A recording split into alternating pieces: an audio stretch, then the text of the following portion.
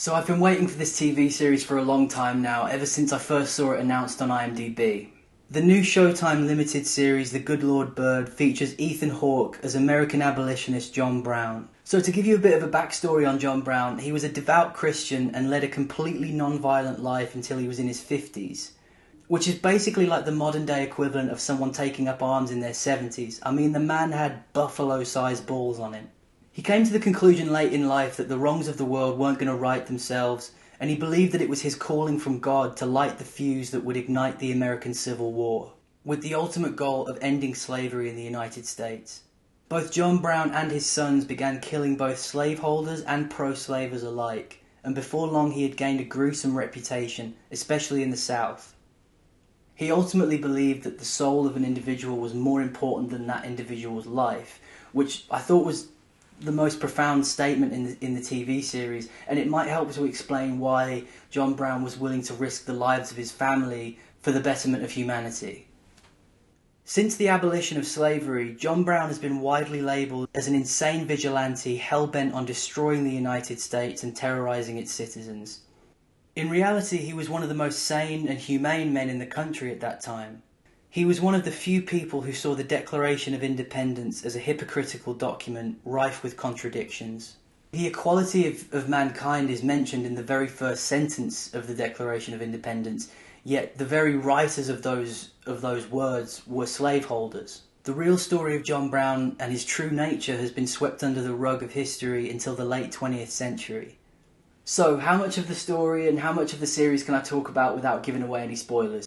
What I can tell you is that despite the grim historical subject matter, The Good Lord Bird contains more comedic value than you might expect.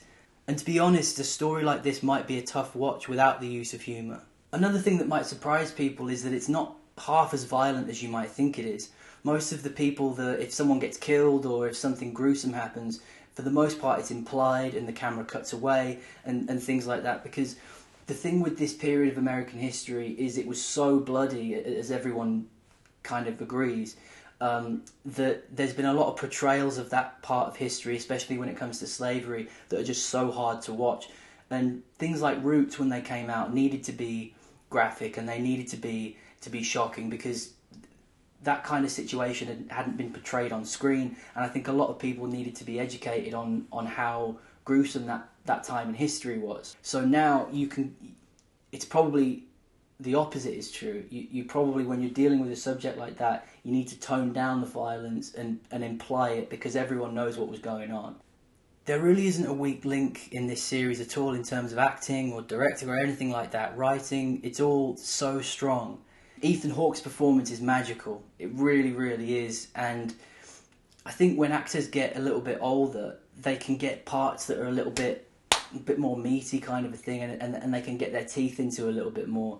Because as a younger man, he was playing a lot of romantic, leads in films and stuff, and he probably couldn't express what he wanted to express as an actor.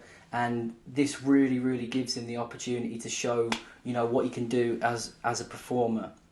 So his portrayal, it's worth watching it just to see Ethan Hawke's portrayal of John Brown. And if you're not interested in this part in history, I think his performance will draw you in to the point where you're in it for all 7 episodes now. Ethan Hawke's portrayal of John Brown is highly spirited, passionate, funny, intense.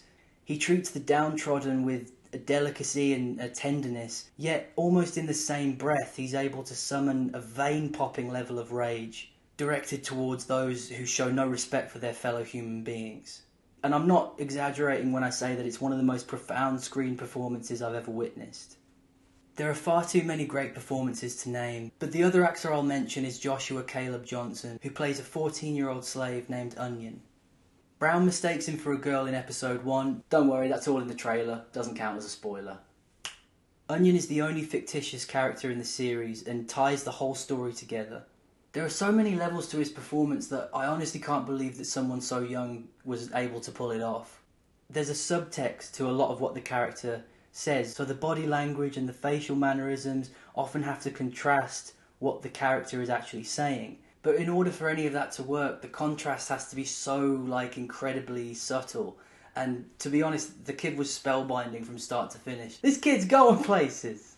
So, to sum up, if you have a heart in your chest and a brain in your head, then I'm sure you'll love The Good Lord Bird. With that said, thanks for watching, and if you like the way I tell stories, hit the subscribe button, throw a like my way, and I'll see you next time.